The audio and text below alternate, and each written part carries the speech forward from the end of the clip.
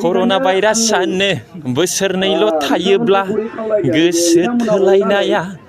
बेसे गोबाव थानो ब्रेकआपआ कमनखा बिनानाव दुखु दाजा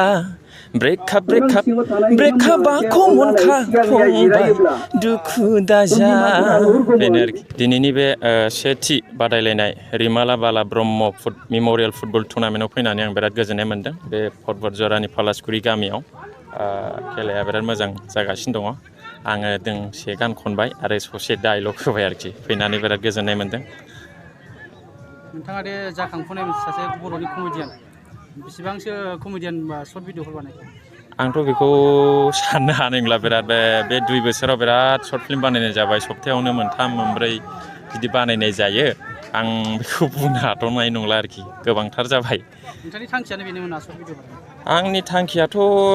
बेनो आरोखि एक्टिं खालामनो मोजां मोनो ओमफ्राय कमेडि खालामनो गान खननो मोजां मोनो आं बे हुदाया आंना उन्दैनिफ्रायनो दंखायो आङोथ' उन्दैनिफ्राय खनबोयो डायलग होबोखादों आरोखि ओमफ्राय नैबे ओंखारथ'नाय जायाखैमोन मानो होनबा जोंनि बे बर' फिल्म इन्डास्ट्रियाव इनकाम सर्सआ बिराद खममोन नैबे इउटुब फेसबुक फैनानैसो माने मानसिफ्रा जे रां आरजिनायनि कालसारजों रां आरजिनायनि जे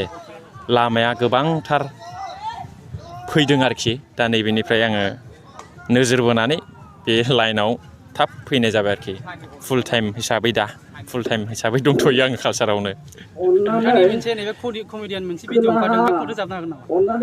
कर'ना भाइरास गानखौथ' आं अलरेडि आंनि प्रेक्टिकेल बसुमतारी इउटुब चेनेलाव हंगारखाबाय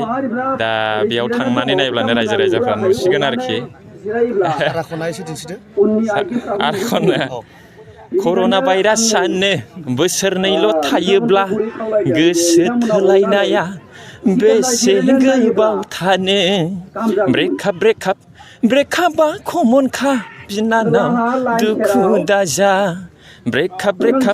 ब्रेकआपआ कमनखा फंबाय दुखु दाजा बेनो आरोखि मोनसे गोनांथार फोसावनाय बे खौराङा नोंथांनि थाखाय गोनांथि जागोन गोनांथि खौराङा बेनोदि चिरांनि काजलगाव SBI ब्रान्चनि नांजाबनाय रोंगौथि गोनां डक्टर सुमिक देबजों लोगोसे माखासे डक्टर मोननो हानाय गंसे मोजां देहा फाहामग्रा SD क्लिनिक दङ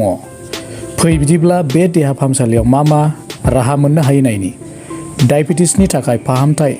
सरासनस्रा सावस्रि फाहामथाय बिखा बेरामनि सायाव फाहामथाय